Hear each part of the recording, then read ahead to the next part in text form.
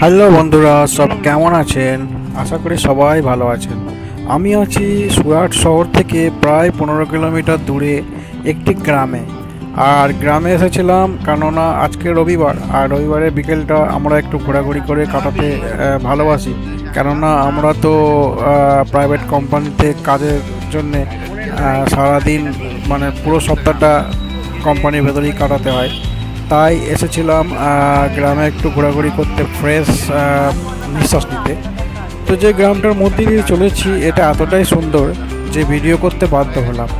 দেখতে পাচ্ছেন যেমন দু সাইডে কি সুন্দর করে বাংলো এবং মাঝখান দিয়ে পাকা সড়ক, এবং বাংলোগুলির সামনে রয়েছে লম্বা করে উঠান, আর উঠোনে রয়েছে একটি বা দুটি করে বিদেশি কোম্পানির চার চাকা ট্রাক্টর এবং বাইক তো রয়েছেই। আর গ্রামগুলো যেমন তেমন গ্রাম নয়, এগুলি খুবই আপডেটেড এবং উন্নত গ্রাম। দেখেই বুঝতে পারছেন বাড়ি ঘরগুলোকে দেখে। সন্ধে হয়ে গেছে এবং সূর্য অনেকক্ষণ আগেই ডুবে গেছে, তবুও চারপাশে কত আলো রয়েছে। দেখতে পাচ্ছেন 7:15 বাজে সন্ধেবেলায়, কিন্তু এখনও মনে হচ্ছে বিকেল 4টে বা 4:30 সময়। তো যাই হোক, পরিষ্কার পরিচ্ছন্ন রাস্তা এবং বাড়ির সামনে ফুল গাছ, ফল গাছ এবং কত ধরনের গাছ, আর এত পরিষ্কার ঝাঁচকচকে জায়গাটা যে দেখে এত ভালো লাগছে যে আমি ভাষায় প্রকাশ করতে পারবো না।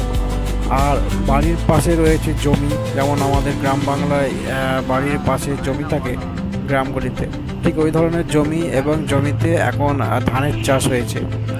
আর এত সুন্দরভাবে মানে ধান ফলেছে এখানে, না দেখলে সেটা বলা যাবে না।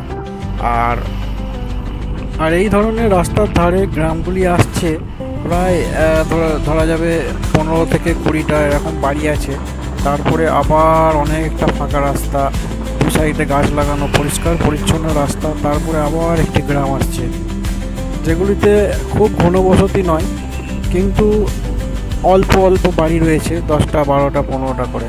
তারপরে আবার ফাঁকা রাস্তা, ধানের জমি, তারপরে আবার রয়েছে একটি গ্রাম। এইভাবে ঠিক যেন কি সুন্দর করে সাজানো রয়েছে। তো আমরা এগুলো দেখে মনোমুগ্ধ হয়ে গেল এবং ভিডিও করলাম আপনাদের দেখাবার জন্য। আপনারা দেখুন কতটা ভালো লাগছে।